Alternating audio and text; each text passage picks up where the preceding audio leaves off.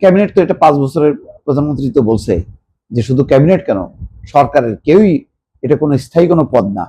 সুতরাং ক্যাবিনেটটা রিসাফল করতে হবে, যোগ্য লোক, দক্ষ লোক, সৎ লোক তাকে নিয়োগ দিতে হবে এবং মানুষের জন্য কাজটা করতে হবে।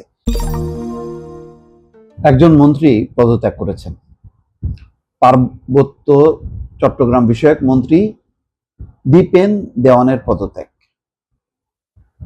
পদত্যাগের জন্য প্রধানমন্ত্রীর কাছে যে আবেদন করেছেন, সেখানে তিনি বলছেন যে দায়িত্ব গ্রহণের পর হতে আমি শারীরিক নানা জটিলতায় ভুগছি। আমার শারীরিক অসুস্থতার কারণে মন্ত্রণালয়ের নিয়মিত কাজের দায়িত্ব পালনের ক্ষেত্রে নানাবিধ সমস্যা তৈরি হচ্ছে। বর্তমান সরকারের উন্নয়ন এবং প্রশাসনিক কাজের গতিশীলতা বৃদ্ধির স্বার্থে আমার বর্তমান পদ থেকে অব্যাহতি গ্রহণ করা আবশ্যক বলে মনে করছি। অতএব উপযুক্ত কারণে আমার পদত্যাগপত্র গ্রহণের জন্য বিনীত অনুরোধ করছি। দীপেন দেওয়ান, এমপি, রাঙামাটি পার্বত্য জেলা এবং মন্ত্রী, পার্বত্য চট্টগ্রাম বিষয়ক মন্ত্রণালয়। গৃহীত হয়েছে। যাই হোক, পুরো চিঠিটাই আমি পড়ে শোনালাম। এটা একটা ভালো উদাহরণ। নেপথ্যে কি আছে জানি না, অনেকে বিশ্লেষণ করতে পারেন, হয়তো তার শারীরিক অসুস্থতা, সিনিয়রিটির কারণে তিনি, যেহেতু প্রধানমন্ত্রী যেভাবে দেখেন মাঠে ঘাটে দৌড়ে বেড়াচ্ছেন, আমি তো বলছি যে আমাকে দেখান যে বর্জ্য অপসারণের জন্য বাংলাদেশে কখনো কোনো প্রধানমন্ত্রী দৌড়ান 4 ঘন্টা, এমন না যে একটা দুইটা জায়গায় গেলেন, তা না, 4 ঘন্টা ধরে উনি ঘুরছেন এবং 2 সিটি কর্পোরেশন একেবারে মানে 4 ঘন্টা বোঝেন ফাঁকা জায়গায়, তাহলে কতগুলো জায়গায় গেছেন। এর মধ্যে হাতির ঝিলকে বলছেন একেবারে আন্তর্জাতিক মানের ঝিলে পরিণত করতে। তো এই কাজগুলি হয় কি, ডেডিকেশন লাগে। এখানে বয়স একটা ফ্যাক্টর, একটা পর্যায়ে বয়স একটা ফ্যাক্টর। শরীর যখন চলে না, তখন ওই ডেডিকেশনের জায়গাটা মানুষ আপোষ করে।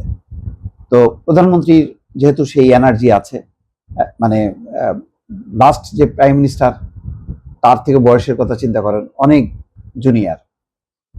তো এইরকম মানে ডেডিকেশন এবং মানে ছুটতে পারা, মন্ত্রী প্রতিমন্ত্রী একটা টিম দরকার। আমি বারবার বলি যে প্রধানমন্ত্রী সফল হবেন তখনই যখন উনি দৌড়াবেন, সাথে ওনার একটা টিমও দৌড়াবে।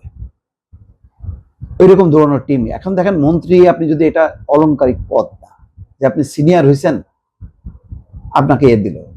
এখন ধরেন, মানে আমার কথা বলেন, আমি সাংবাদিকতা করি, আমি একজন সিনিয়র। এখন কি আমি একসময় ভালো রিপোর্টার ছিলাম, রিপোর্টার হিসেবে চেনে, এখন কি আমি মাঠে ঘাটে দৌড়াতে পারবো? পারবো না। এখন আমি ঘরে বসে যে কাজটা করবো সেটাই করবো।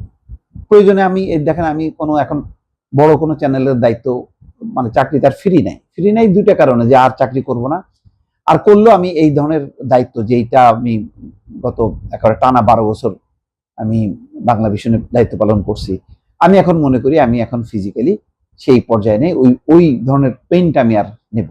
এখন পলিসি লেভেলে আমি কাজ করব। এখন যদি কখনো একটা চ্যানেলের অনুমোদন পাই, তাহলে সেটাকে একটা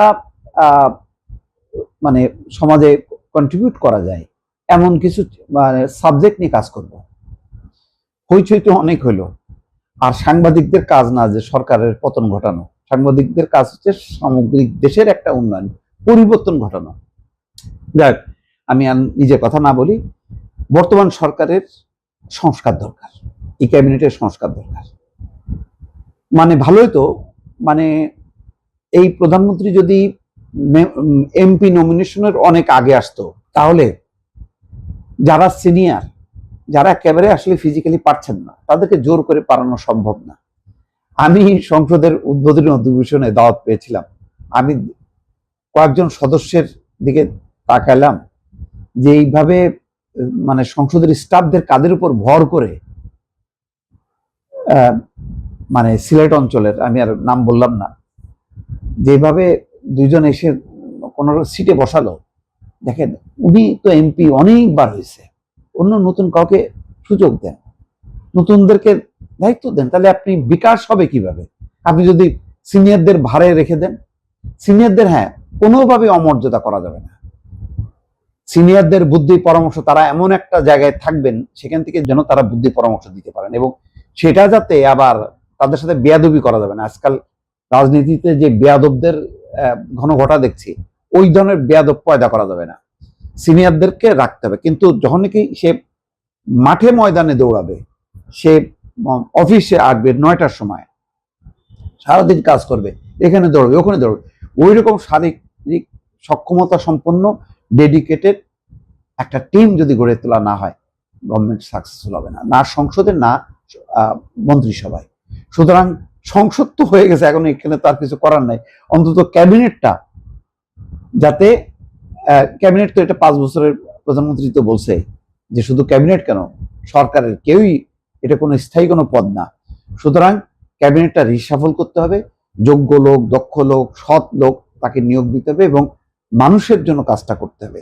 this is last chance for BNP, আমি মনে করি তারেক রহমানের সামনে আগানোর জন্য, আর বিএনপির জন্য, এটা বিএনপির জন্য শেষ সুযোগ, আর তারেক রহমানের জন্য প্রথম সুযোগ, এটাকে কাজে লাগাইতে হবে। এরপরে যদি বিএনপি ফেল করে এই গভর্নমেন্ট, তাহলে একসাথে দুইটা ভবিষ্যৎ নষ্ট হবে। একটা হলো তারেক রহমান তো ব্যক্তিগতভাবে ক্ষতিগ্রস্ত হবেনি, বিএনপির উপর আর আস্থা থাকবে না।